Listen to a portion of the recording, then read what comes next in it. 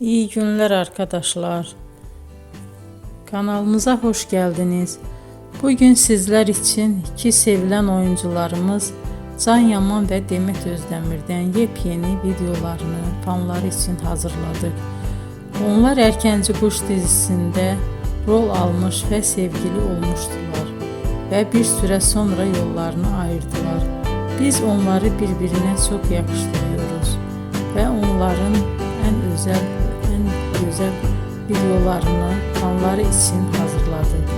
Arkadaşlar, emeğinize saygı olarak yorum yazıp abone olmanızı diliyorum. Herkese iyi günler. Hoşça kalın.